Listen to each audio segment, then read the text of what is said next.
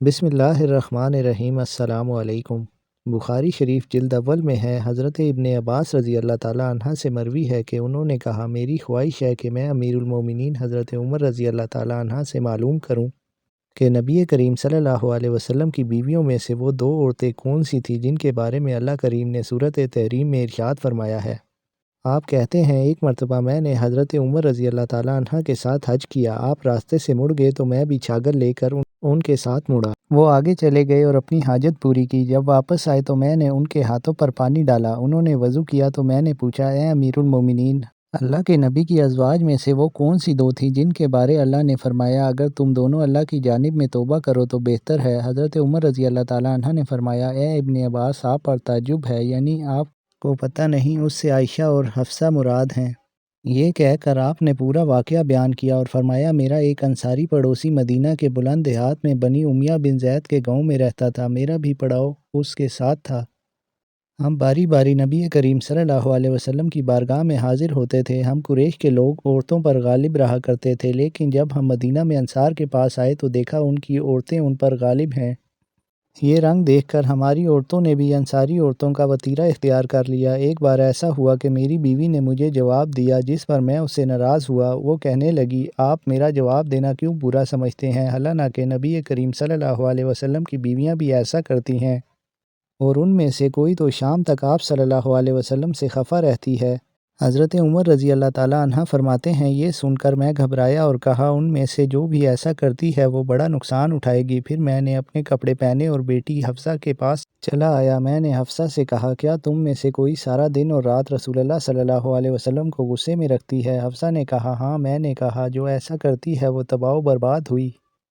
کیا تم اللہ کے غضب سے نہیں ڈرتی کہ اس کے رسول کو غصہ دلاتی ہو؟ یاد رکھو، ایسا کرنے سے تباہ ہو جاؤ گی۔ رسول اللہ صلی اللہ علیہ وسلم سے نہ بہت فرمائشیں کیا کر اور نہ جواب دیا کر اور نہ آپ سے ناراض ہوا کر، اور اگر تجھے کسی چیز کی ضرورت ہو تو مجھ سے مانگ لیا کر۔ تو اس دھوکے میں مت آ، تیری ہمجولی تجھ سے زیادہ خوبصورت ہے اور رسول اللہ صلی اللہ علیہ وسلم تجھ سے زیادہ اسے چاہتے ہیں۔ اس سے امیر المومنین کا اشارہ حضرت عائشہ رضی اللہ تعالیٰ عنہ کی طرف تھا۔ حضرت عمر رضی اللہ تعالیٰ عنہ فرماتے ہیں، پھر ایک دن ایسا ہوا کہ میرا انصاری ساتھی مدینے سے واپس لوٹا تو زور زور سے میرا دروازہ کھٹکھٹانے لگا۔ میں نے پوچھا، کیا ہوا؟ کہنے لگا، رسول اللہ صلی اللہ علیہ وسلم نے اپنی بیویوں کو طلاق دے دی ہے۔ میں نے جوں ہی یہ سنا تو کہا، حفصہ تباہ و برباد ہو گئی۔ میں تو پہلے ہی سمجھ گیا تھا کہ ایسا ہونے والا ہے۔ آپ فرماتے ہیں، میں نے جلدی سے اپنے کپڑے تیار کیے اور صبح کی نماز رسول اللہ صلی اللہ علیہ وسلم کے ہمراہ پڑھی۔ اللہ کے نبی صلی اللہ علیہ وسلم نماز سے فارغ ہوئے تو اکیلے اپنے بالا خانے میں جا کر لیٹ گئے۔ میں وہاں سے نکلا اور سیدھا اپنی بیٹی حفصہ کے گھر چلا گیا۔ میں نے اسے دیکھا تو وہ رو رہی تھی۔ میں نے کہا، کیا میں نے تم کو پہلے ہی نہیں سمجھا دیا تھا؟ اب بتاؤ، کیا واقعی رسول اللہ صلی اللہ علیہ وسلم نے طلاق دے دی ہے؟ وہ کہنے لگی، مجھے نہیں معلوم، آپ رسول اللہ صلی اللہ علیہ وسلم سے جا کر بالا خانہ میں پوچھ لیں۔ میں وہاں سے نکلا تو دکھا کچھ لوگ مسجد نبوی شریف کے ممبر کے پاس بیٹھے ہیں اور ان میں سے کچھ رو رہے ہیں۔ میں کچھ دیر ان کے پاس بیٹھا اور پھر دربان سے کہا، رسول اللہ صلی اللہ علیہ وسلم کے پاس جاؤ اور عرض کرو، عمر ملنے کی درخواست کر رہا ہے۔ دربان نے حضور صلی اللہ علیہ وسلم تک میری عرض پہنچائی، مگر آپ نے خاموشی اختیار فرمائی۔ یہاں تک دربان واپس آیا اور مجھے تمام بات کہہ دی۔ میں یہ خاموشی سمجھتا تھا، لہٰذا میں واپس مڑا اور دوبارہ لوگوں کے پاس جا کر بیٹھ گیا۔ پھر کچھ دیر بعد میں دوبارہ اٹھا اور ملاقات کی درخواست کی، مگر پھر حضور صلی اللہ علیہ وسلم نے خاموشی اختیار فرمائی۔ پس جب تیسری بار میں نے غلام کو اندر اجازت کے لیے بھیجا تو پھر اس نے باہر آ کر وہی کہا۔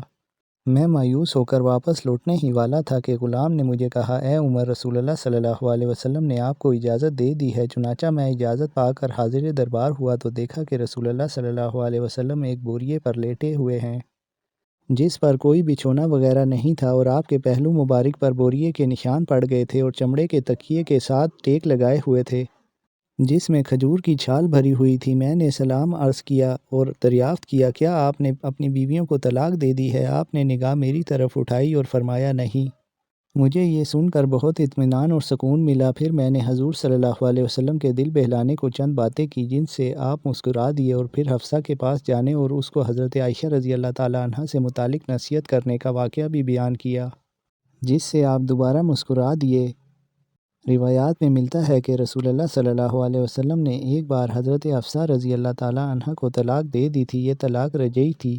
جب حضرت عمر فاروق رضی اللہ تعالیٰ عنہ کو اس کی خبر ملی تو آپ کو بہت دکھ ہوا، یہاں تک کہ شدید غم کی وجہ سے سر پر مٹی ڈالتے اور کہتے، اس کے بعد اب اللہ کی نگاہ میں عمر اور اس کی بیٹی حفصہ کی کوئی قدر و منزلت نہیں رہی۔ پھر جب یہ خبر مزید پھیلی تو حضرت حفصہ کے ماموں عثمان قدامہ اور پسران مظعون رضی اللہ عنہ آپ کے پاس آئے۔ حضرت حفصہ ان کے سامنے روتی جاتی اور کہتی، اللہ کی قسم رسول اللہ صلی اللہ علیہ وسلم نے مجھ سے اکتا کر طلاق نہیں دی۔